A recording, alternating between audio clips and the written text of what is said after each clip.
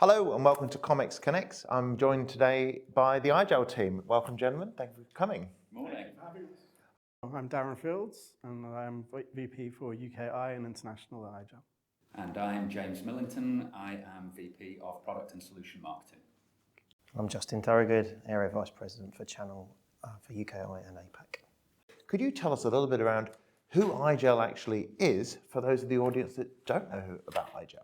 So IGEL is a secure endpoint operating system. So essentially, we are an alternative to the traditional endpoint operating system that gets run in enterprises. So with that, we bring a secure by design approach that's really set for the future of zero trust and enabling that secure end-to-end strategy based on secure by design and not by layering lots of tools to try and prevent attacks. IGEL secures giants like the NHS in the UK. Everybody globally has heard about obviously healthcare and the challenges on there, but what's your key DNA and what are some of the must-haves that organisations like healthcare should be having in their enterprise? I think first of all, we are secure by design, and that's important for secure environments like patient records or secure government. You know, you have to be able to trust that the data and the way it's being managed is going to give you the security requirements you want, and that's what IGEL provides.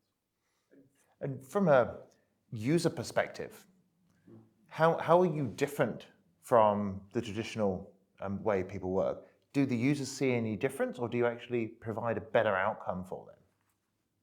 They don't see any difference in terms of the user interface, and as I said, it provides them a better outcome. It gives them security when, let's be honest, the traditional platforms today, the traditional OSs, should I say today, are hacked and targeted on a daily basis. You know, I was with a customer a few weeks ago. They had 7 breaches in the last year. So you have to assume breach, and you have to take a view of, I need to be different and do something to protect my environment, and that's what we provide. Yeah, I think you, Darren, mentioned healthcare there. I think for like doctors, clinicians, they want a system that just works. It gives them direct access to the application. So within healthcare, I think we have a very specific story, and we have specific stories that work very well in other verticals. But a great example would be a doctor seeing a patient in the hospital, goes up to a workstation, they use a pass, they tap it, and they go straight into the electronic patient record system. So they don't even know IGEL exists. What you're really saying is where there's maximum flexibility that users are now expecting, whether they're working from home, whether they're traveling, or whether they are needing to move between different parts of an organization. But IT have got that security challenge around complexity now. So how does IGEL simplify the IT administration side of things at the back end? Classically, you have the trade-off of security and usability. The thing that's really changed in enterprises today is most organizations have realized that running the applications and the data at the endpoint is the least secure way possible.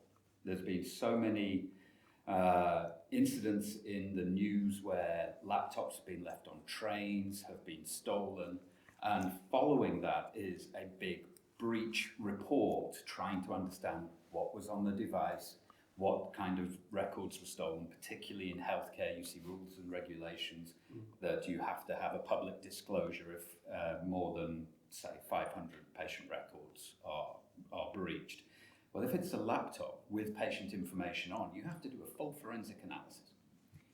With IGEL, there is no patient data, there is no data stored on the endpoint. There is no usability trade-off. The user interface is just like a traditional interface. You can start your applications, you can start your browser. With most organizations now moving to more of a SaaS-based application environment, or you have the traditional VDI environments, which are moving increasingly to desktop as a service environments, you've picked the applications and the workloads up away from the endpoint.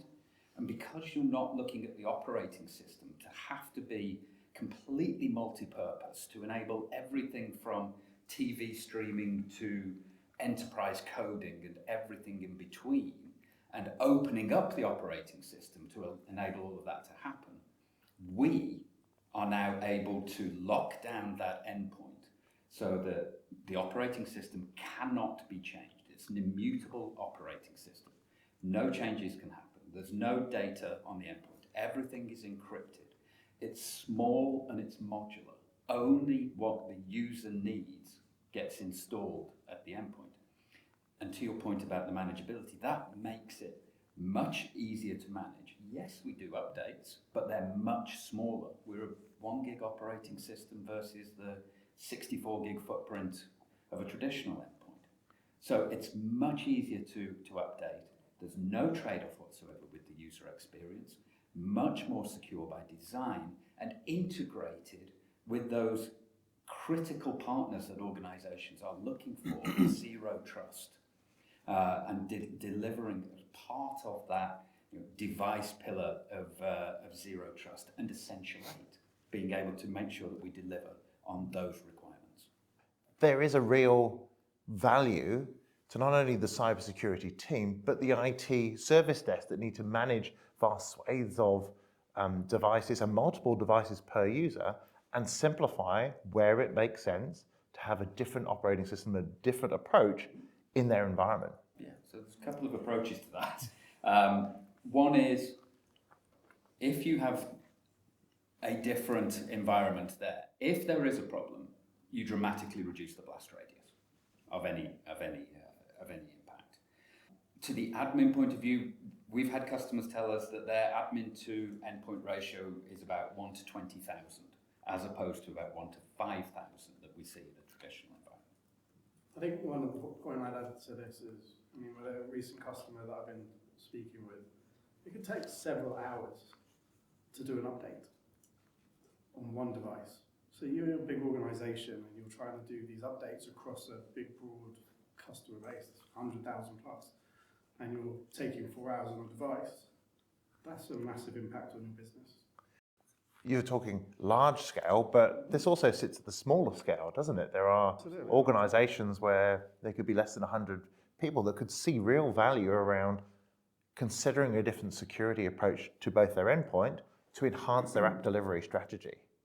Is there any perhaps stories where IGEL's invisibility is actually its strength? Is there something you might be able to share there? Well, I think part of where we've come from as a business is working with highly secure organisations that we probably can't mention publicly. They probably wouldn't be happy for us to disclose that, but we're talking organisations with hundreds of thousands of individuals, that are introduced to IGEL technology on a daily basis, and maybe they don't even know. Again, that has been, as I said, part of our DNA. But you would find IGEL technologies operating system in places probably that you wouldn't want to be. The customers that we're working with, they don't want us to scream from the rooftops about IGEL because that's what makes them secure. Right? Yeah. We're in the background doing what they need us to do to keep them secure. And so it's almost Fight Club rules, right? We don't talk about it. You're the CISO's best kept secret is what you're trying to say. And I think the point that you just made about small organisations as well, there's two significant things with smaller organisations. If they have an outage, they are much more likely to have their business critically impacted, shall we say. And they also don't have the resources often and the expertise to start creating complex layers of defence. So for a smaller organisation, having that secure by design, simple to manage, is a perfect fit. And of course, as you go up into the larger enterprises, that value still holds true. But you do have, somebody said to me, well, you don't get fired for buying the traditional endpoint infrastructure.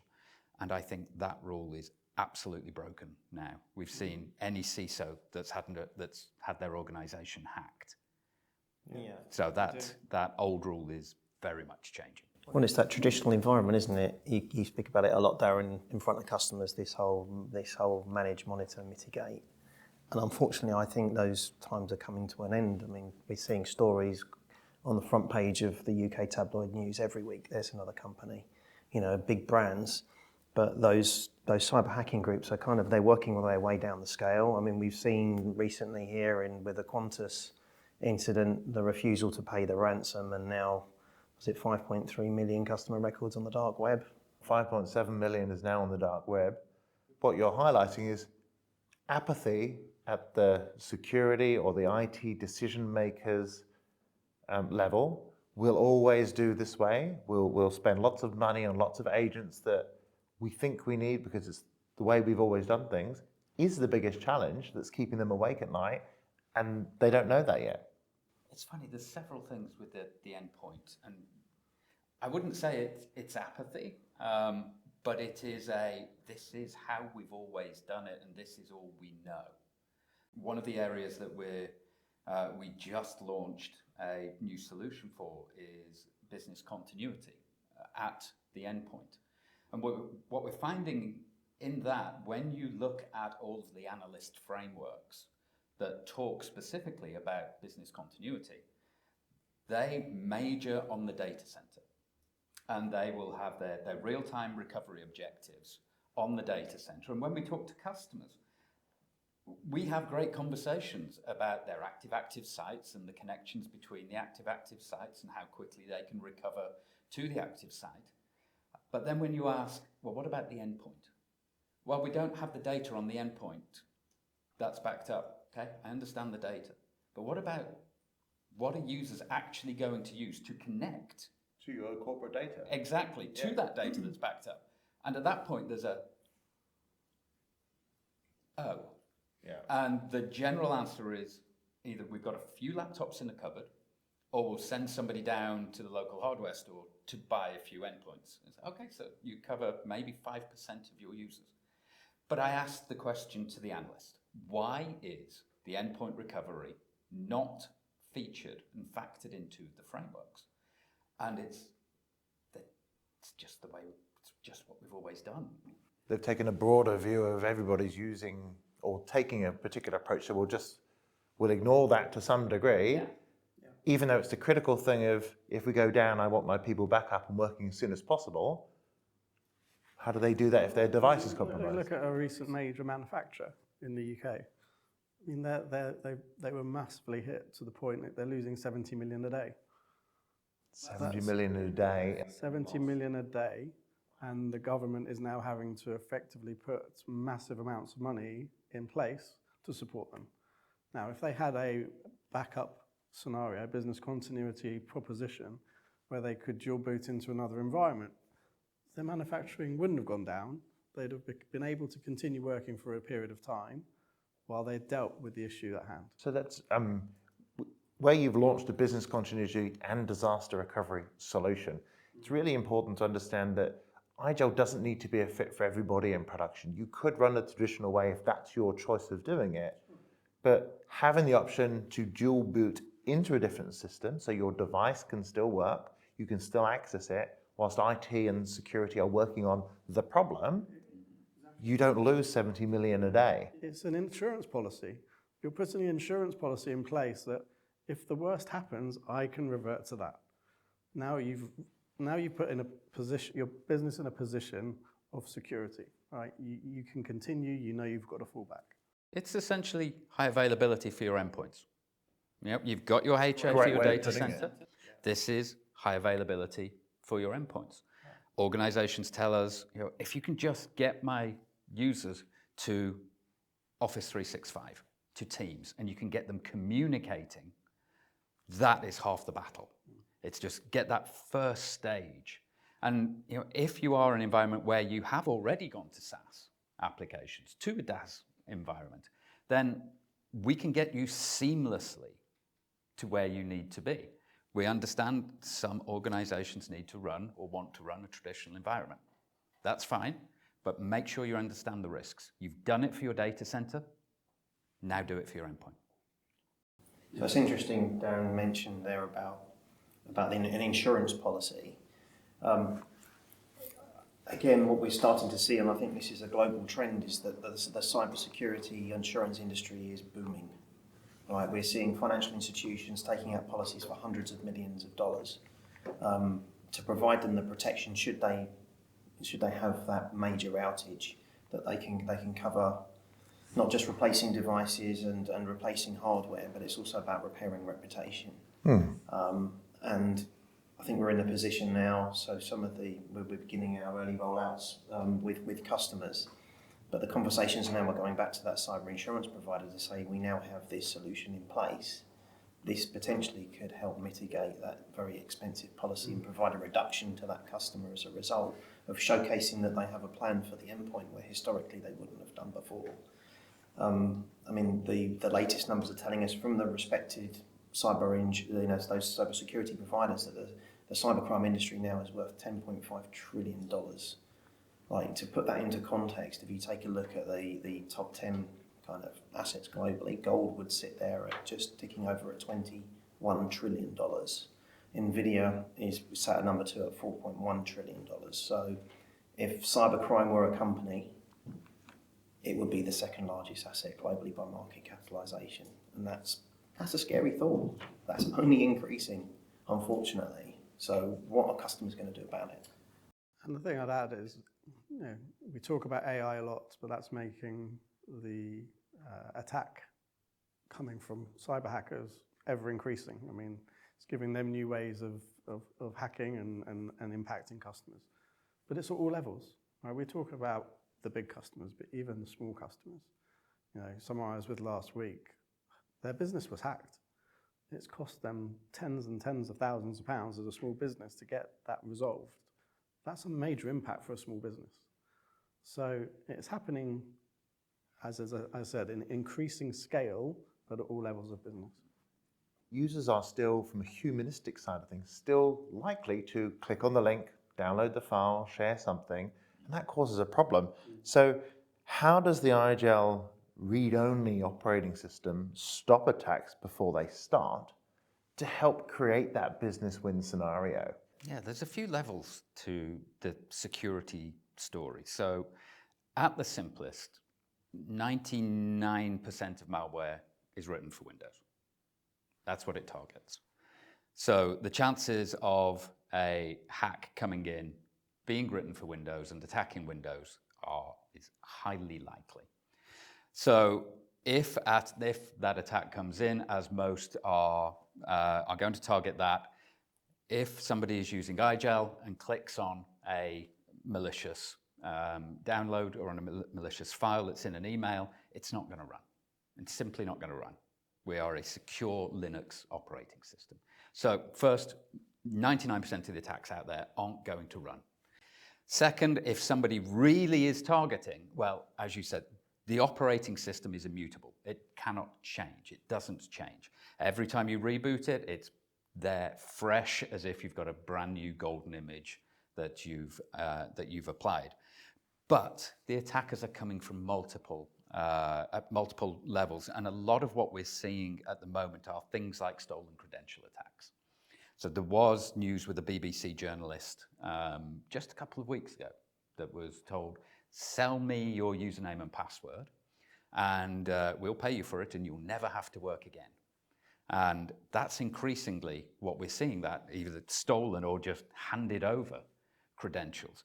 So looking at, and what I'm seeing more and more organizations slowly adopting is the zero trust approach. Never trust, always verify.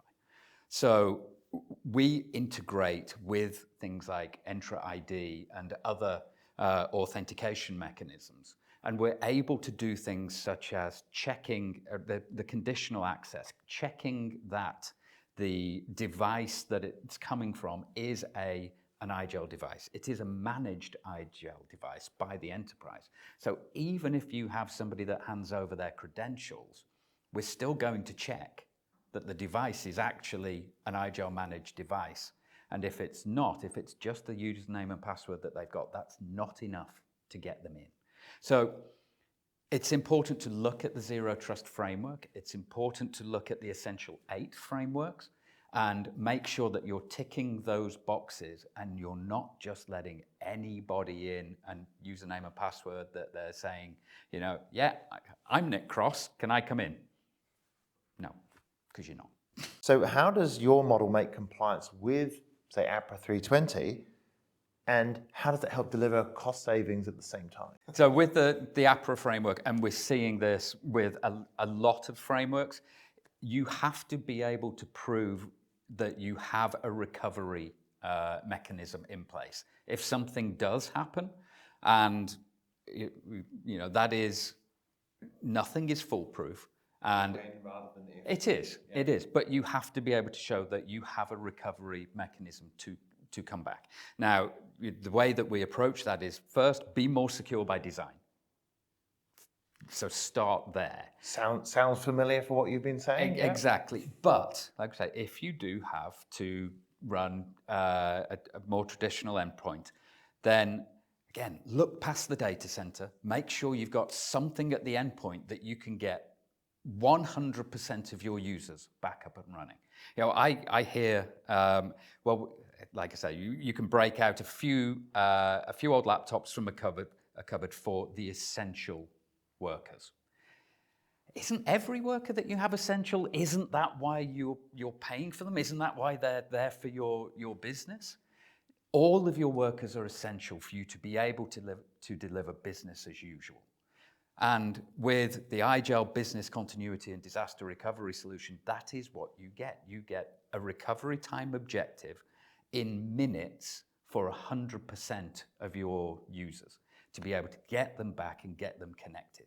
For your APRA framework, that is critical recovery. With the complexities of the traditional, with the multiple agents, being able to prove you can restore operations quickly across each of those agents adds further complexity to the IT and security team. That's a lot of people and a lot of tools and systems. How quickly could you demonstrate that with the IGEL solutions? Yeah, it's literally minutes. I would say a blanket, well, it's the time to reboot, but rebooting a traditional environment can take quite a while. With an IGEL, let's say it's 2 minutes. If you can get all of your users back in 2 minutes and get them just connecting to Windows 365 or Office 365 and communicating, that's critical recovery time. 2-minute recovery time every time is the desired state using IGEL solutions. Yeah, and what we're finding in conversations with customers, and this is one conversation that has happened with a healthcare organization. They looked at this and said, we need this recovery for our endpoints. And then they started to do the implementation and then said, actually, why don't we just do this by default?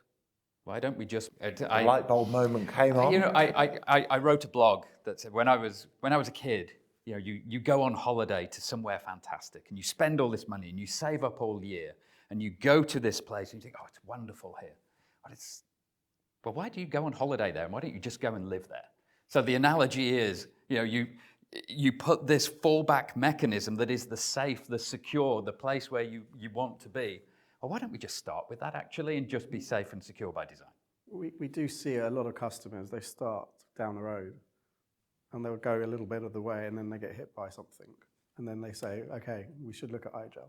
One of the big healthcare trusts in the UK, when the WannaCry happened, they were already using IGEL in certain areas of their business. That stayed up. That was perfect. Everything else went down, and then they've now said we need IGEL across all devices. So we see that happening quite a lot in our customer base. The business continuity and disaster recovery solution, how does it actually work? Great question. So the business continuity and disaster recovery solution is essentially an IGEL operating system installed alongside the Windows operating system on a device.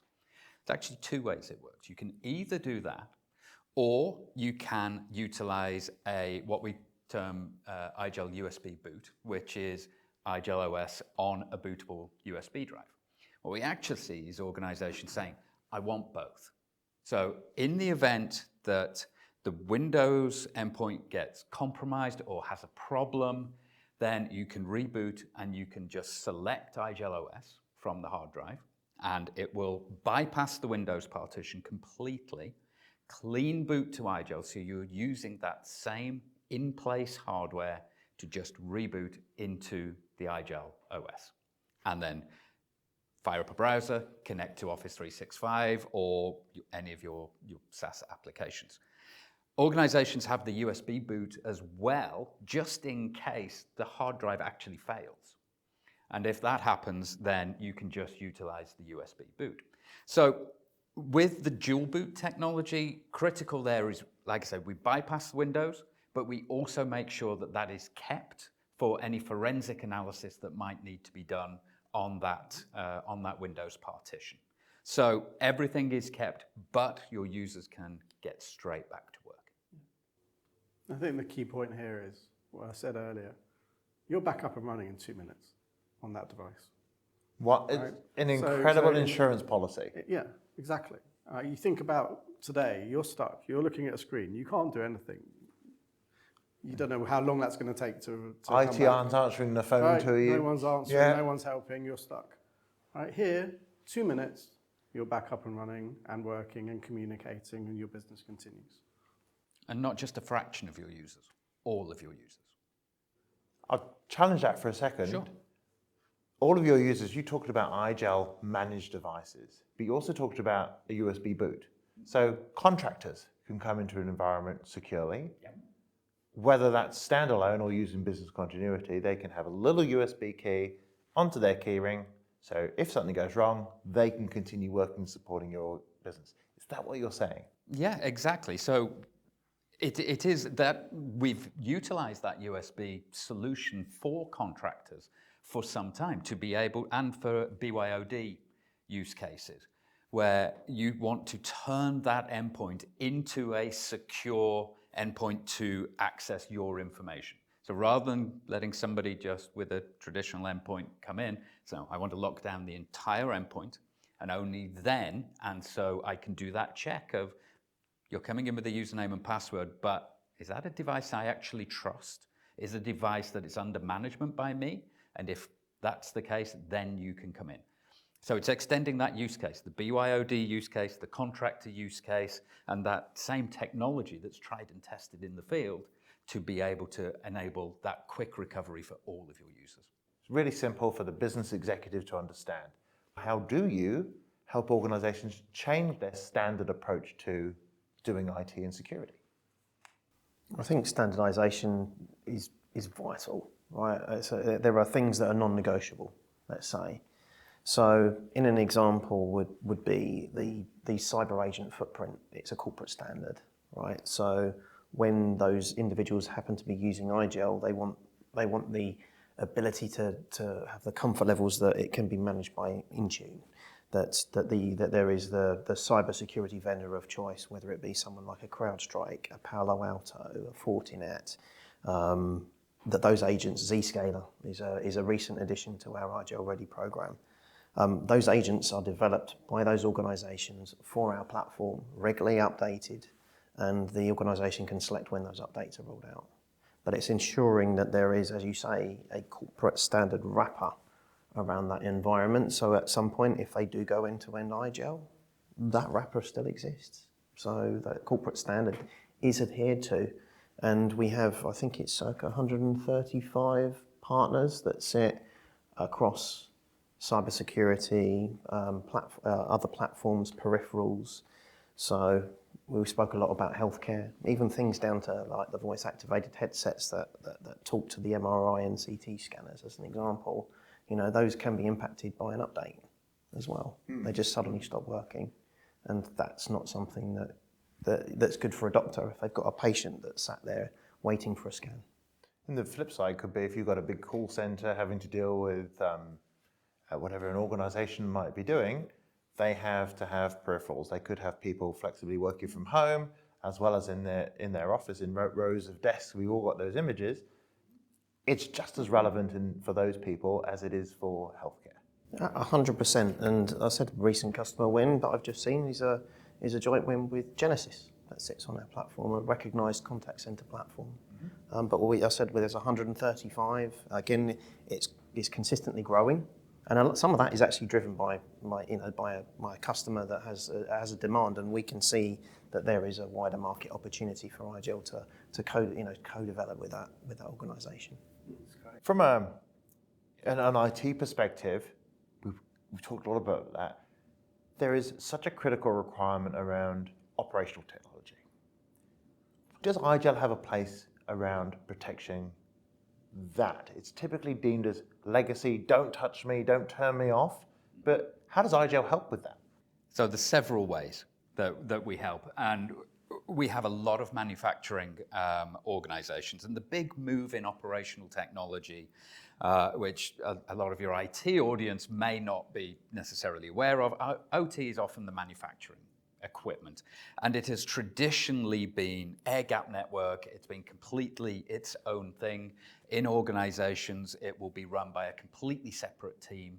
But there's been what's been called a convergence of IT and OT. And it is the OT devices are coming onto the IT networks and exposing them to the internet for things like improved processing, for looking at analytics of the data, of the production data, being able to get more smart with that information. But that is bringing devices and operating systems that are designed to be used for a long period of time, decades sometimes, and were not built for security and to be updated. It's bringing those onto networks, and we've seen a number of high-profile attacks in the past where it has been targeted at these OT devices. So how IGEL can help there? There's a few ways. One of the things is that we actually see a lot of virtual desktops in manufacturing. So Omnissa and Citrix have a presence there with VDI, and we can absolutely be a secure endpoint for any of that VDI infrastructure. That's the first way that we help. The second way that we help is through what we call IGEL Managed Hypervisor. And how this helps is a lot of this manufacturing equipment, as I said, it's been designed to run for decades. We see Windows XP still heavily in use in manufacturing. And Windows XP and other legacy operating systems were not designed to be built on the modern hardware. So a TPM2 chip, you can't run Windows XP on a TPM2 chip. So how are you going to update that hardware, which will definitely need updating, but you don't want to change the software?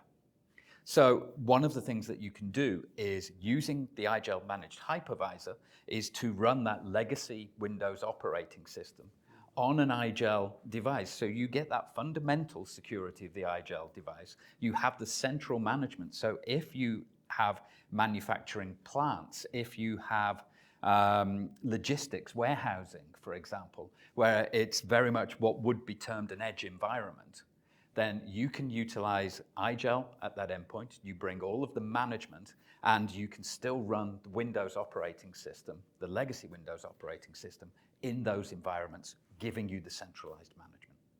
It's really interesting. I think utility companies would be a classic use case of this around having their SCADA environments protected. So whether you're running water dams or running power plants, this has a place in those type of environments. So you've touched across IGEL in different verticals. From an IT perspective, it's just as relevant from an OT environment across different verticals too. Just different conversations, different problems to solve. But IGEL helps solve those issues for customers. Absolutely. Everybody's dealing now with this convergence of how to protect their environment. It's the number one concern out there is security of the environment.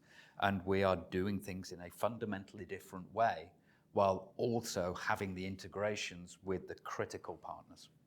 One of the airports that we're talking to, their concern is digital signage, because a lot of digital signage around the airport still run on very old operating systems, and they're considered a vulnerable area. So by working with us on a potential IGEL solution, working specifically around those digital signage, we help secure that environment. You've touched on a great thing there. Any environment digital signage is a threat because they don't necessarily think about how they secure that device. But there could be somebody there with a scanner, they could then look to get onto your environment. Suddenly they're into the network somewhere. I'm aware, JT, you've got a customer or speaking to somebody in a casino. A lot of digital signage. What can you tell me about them? So again, we can't name them, I was But- careful not to name them. Yeah, we don't want to name them. I think the first conversation I can remember having with them, I think this was about a year ago, wasn't it? We asked them the question, how many times do you get breached? How often have you been breached? Expecting a small figure, and that's between 6 and 8 incidents per year. Every other month they're getting hit. They're getting hit. This is an organisation that has tried hiring the best people. Where we're talking, ex-government operatives, that are really into the depths of cyber. They've tried outsourcing. This is an organisation with an unlimited IT budget, so they can get the latest and greatest technology. They said that they had effectively been patient zero twice. So patient zero being the first known incident of this type of attack. They said they have had people arrested in the casino with surveillance equipment underneath their clothes. Well, they'll go to a blackjack table, they'll play there for an hour, they'll take their winnings, and they'll try and engage in a conversation with the teller behind, to try and be there long enough for the equipment to do its job, or taking a phone call underneath one of the digital signs, because again they're trying to hack into the network. Obviously, there's clever people that are sat behind, but they'll have a stooge come in. But it blows my mind. I think that the fact that the attackers are getting smarter, they're finding new ways in, and then we look at the speed of which AI is adapting and the ability to get those kind of nefarious services. It is really frightening. The digital signage, what we've seen in organisations is actually a really good use of looking at new use cases and looking at the resources that you have. One of the key advantages of IGEL is because we're a much smaller, lighter weight operating system, and we're not running the heavy application workloads there, you can make your hardware last up to twice as long. So if you have a strong sustainability requirement within your organization, then by making the hardware last twice as long, you can have a real impact on that sustainability story. 83% of the carbon footprint of an endpoint device is in its creation, initial transportation, and disposal. Well, if you can extend that over twice as long, then that is a great story. But one of the things we've seen with digital signage, and organizations are absolutely realizing the benefits of being able to do something dynamic, whether that is in a doctor's surgery, of being able to put rolling health advice on a screen while people are waiting, or whether it is employee information in a warehouse, updating them on safety information. One of the things that we've seen with digital signage, everybody's gone through this Windows 10 exercise, and we know one of the big impacts of Windows 10 is that there's suddenly a lot of endpoint devices that can't run Windows 11. So organizations have spent a lot of money replacing this hardware and have got these devices that are perfectly good that can't run the new Windows operating system. So we've worked with a number of organizations to take those devices and repurpose them and actually initiate digital signage programs.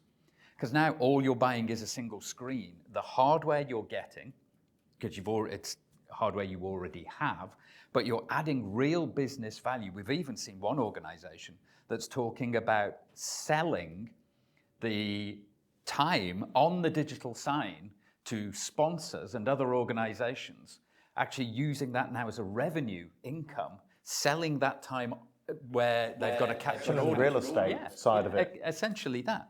But utilizing the existing hardware, being able to repurpose it, being able to make digital signage much more cost effective, and of course more secure because it's a secure endpoint that's there.